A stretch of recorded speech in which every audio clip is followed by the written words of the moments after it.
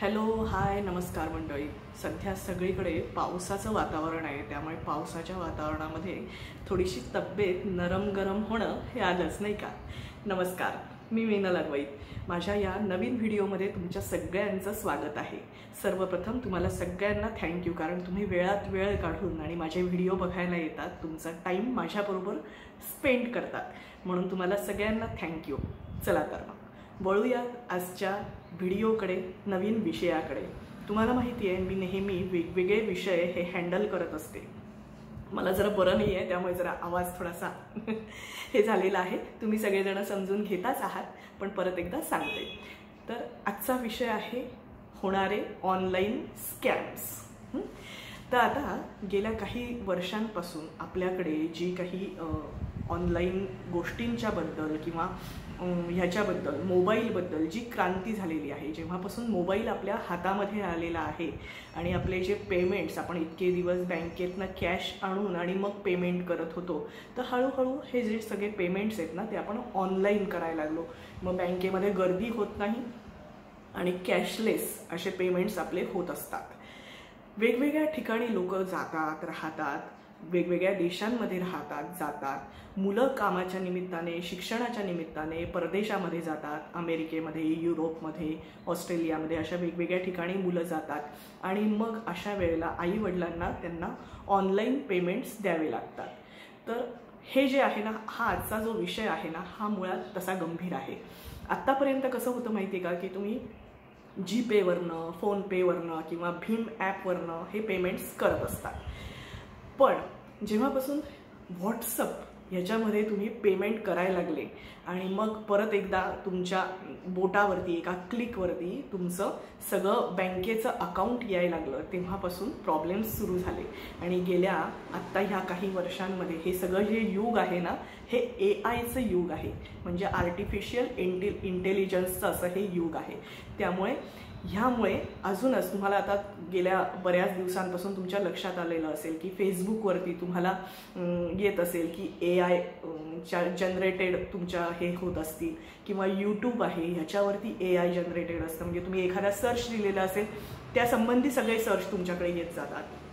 किंवा तुम्ही गुगलवरती एखादा कुठला तरी गोष्टीचा सर्च दिला असेल, तर तुमचा तो इंटरेस्ट पाहून आणि तुम्हाला असा फीड हवा आहे का म्हणून गुगल तुम्हाला ते वेगवेगळे ऑप्शन्स देत राहतो. तर अशा पद्धतीने AI हे सगळीकडे आता जनरेट झालेलं आहे. आणि व्हॉट्सअपमध्ये सुद्धा आता तुम्हाला गेल्या काही दिवसांपासून असं लक्षात आलेलं असेल की व्हॉट्सअपचा जो सगळा कीबोर्ड आहे किंवा व्हॉट्सअपचा जो सगळा लुक आहे, एकंदरीत जे सगळं फीचर आहे ते AI जनरेटेड झालेलं आहे. आणि AI व्हॉट्सअपमध्ये सुद्धा आपण व्हॉट्सअप मनी वापरू शकतो किंवा व्हॉट्सअप थ्रू पण आपण पेमेंट करू शकतो. आजचा विषय आहे ना, हा गंभीर आहे, कारण व्हॉट्सअपमध्ये आपले बऱ्यापैकी पर्सनल कॉन्टॅक्ट्स असतात. कारण आपण पर्सनली ज्या लोकांशी कॉन्टॅक्ट ठेवतो ते सगळे व्हॉट्सअपमध्ये येत असतात. गेल्या काही दिवसांपासून असा एक स्कॅम अस्तित्वात आलेला आहे किंवा उदयाला आलेला आहे.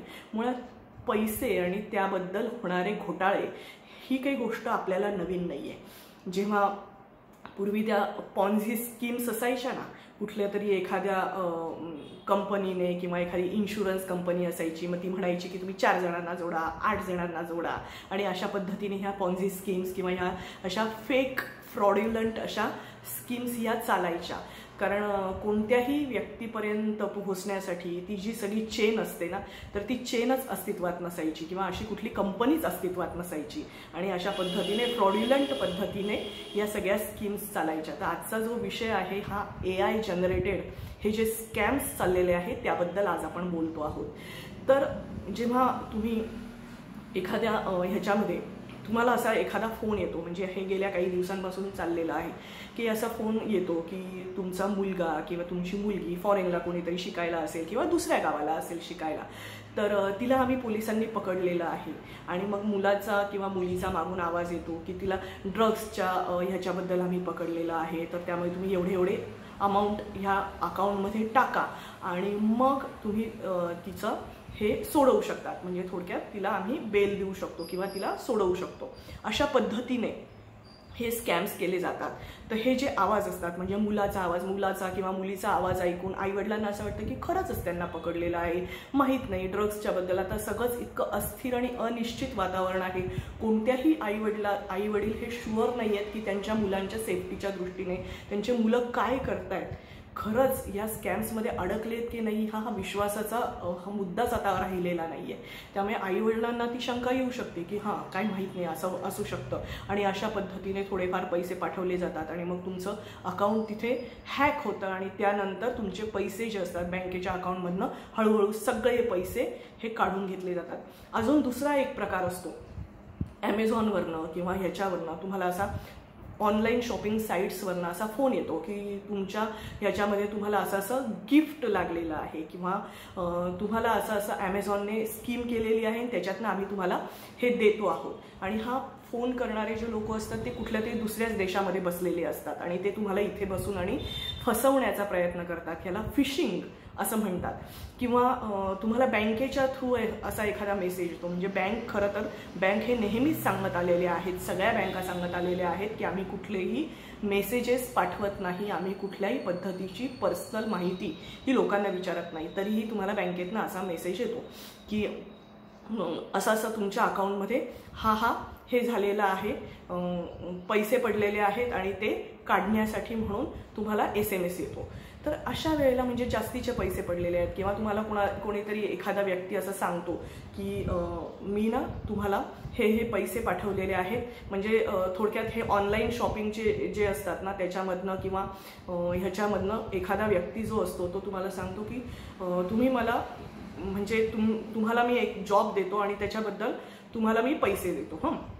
तर मग ठरलेलं असेल की अशा जॉबचे तुम्हाला 10,000 रुपये असं त्यांनी जर समजा सांगितलेलं असेल, प्रत्यक्षामध्ये ते तुम्हाला 20,000 रुपये टाकतात आणि मग तुम्हाला सांगतात की हां चुकून तुमच्या ह्याच्यामध्ये 20,000 रुपये आले तर त्यामुळे तुम्ही आम्हाला परत ते 20,000 रुपये द्या. आणि मग अशा पद्धतीने तुम्ही परत ते पैसे द्यायला हे करतात. तोपर्यंत तुमचं पूर्ण अकाउंट जे असतं ते सपाचट होतं. तर हे जे फ्रॉड चालतात ना हे AI जनरेटेड जे फ्रॉड असतात.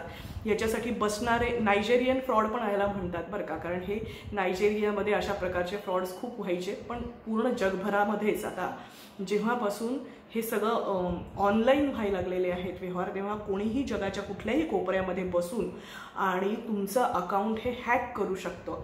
त्यामुळे याबद्दल आपण काळजी घेतली पाहिजे. आपण शक्यतोवर आपल्या पर्सनल डिटेल्स जे असतात, आपले जे कोड्स असतात किंवा जे आपले पासवर्ड असतात ते कोणालाही सांगितले नाही पाहिजे.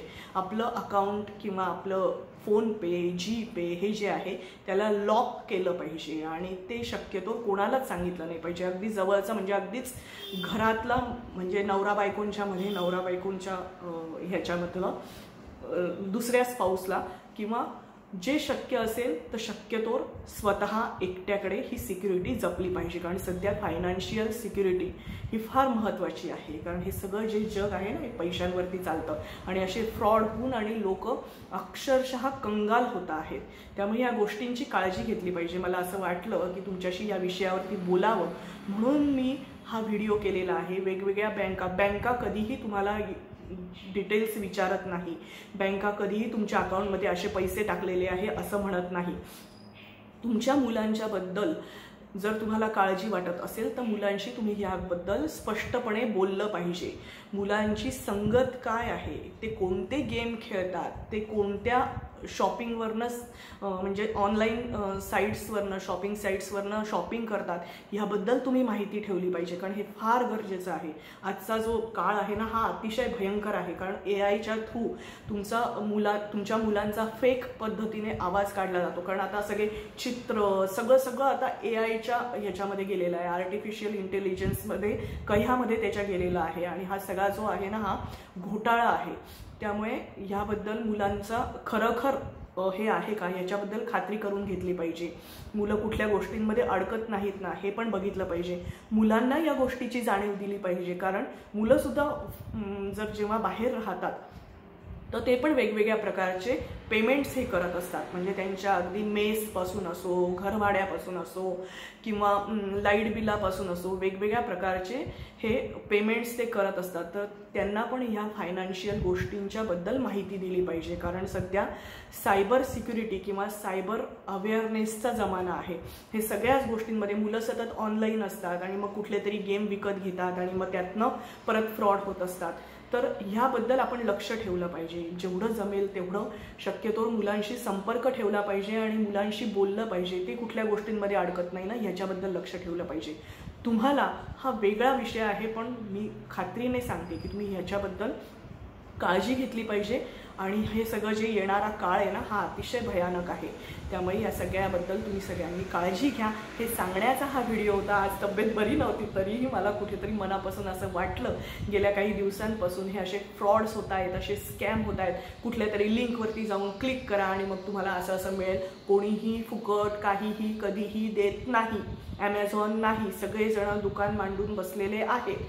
कोणालाही वेळ नाही आहे तुम्हाला फुकट 1 रुपयाची पण वस्तू द्यायला. हे नेहमी लक्षात ठेवा. कुठल्याही 1 रुपयाच्या सुद्धा वस्तूच्या मोहामध्ये फंदामध्ये पडू नका.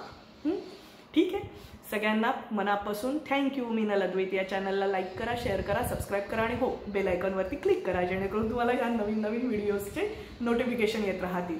तुम्हाला हा व्हिडिओ कसा वाटला ते कॉमेंट करून नक्की सांगा. आणि काळजी घ्या, फायनान्शियल गोष्टींची काळजी घ्या. Thank you so much. Have a good day. आणि जाता जाता सांगायचं राहिलं की मुलांचं जे आपण DP-मध्ये टाकतो, व्हिडिओमध्ये टाकतो, तर मुलांचा जो आवाज असतो हे AI हे कॅच करतं. त्यांचे फोटो जे असतं ते कॅच करतं आणि अशा पद्धतीने तो आवाज वापरला जातो. म्हणून जो मागून आवाज येतो ना की मुलगा बोलल्याचा, मुलगी बोलल्याचा, तो ह्या पद्धतीने येतो. त्यामुळे काळजी घ्या. थँक्यू.